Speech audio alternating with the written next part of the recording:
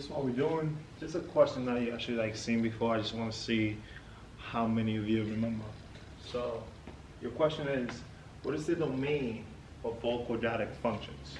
So I'm going to give you a minute. So you flip through your notes, go back, see what you have, see what you can come up with. So there we go.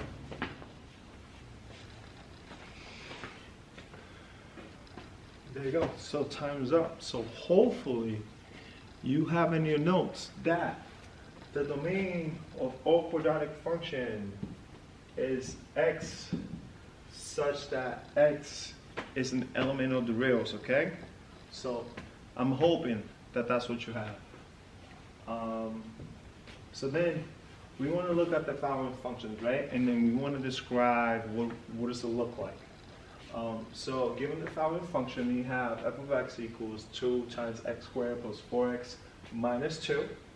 So what do we know about this graph, okay? So what do we know about this graph, right?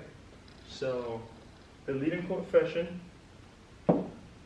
which is 2, right, is positive. 2 is greater than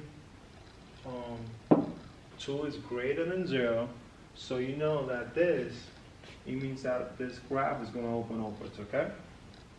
So now, since your graph is going to be opening upwards, okay, that means that you'll have a minimum, right?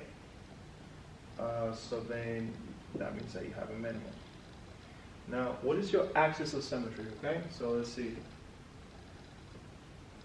So your axis of symmetry, right? Remember, the equation to find your axis of symmetry is x equals negative b divided by 2a, right? So now, this will be equal to negative. Your b value is 4, so this will be 4 divided by 2 times a. Your a value is 2. So now you have that negative 4 divided by positive 4 is going to be negative 1.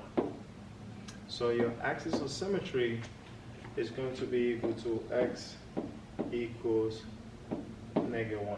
I'm going to take that x value, x equals negative 1, and I'm going to substitute it into my function. So now, let's see. I have f evaluated at negative 1.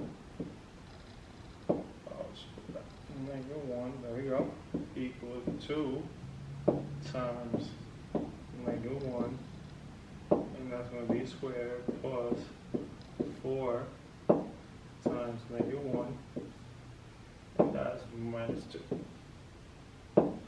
There we go.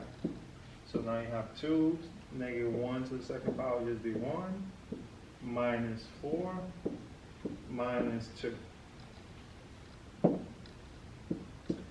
And then you have that 2 times 1 is 2. 2 minus 2 will be 0. 0 minus 4 will be negative 4. So now, if you go up, that means that at this point, it's going to be negative 1. And then I forgot what was my word back. Negative 1, negative 4. There we go. And then again, just to graph this graph, you have your vertex, so you're going to pick values before negative 1, and you're going to pick values after negative 1. Ideally, they will be the same distance, so you can just do half of it and then just kind of like reflect it, okay?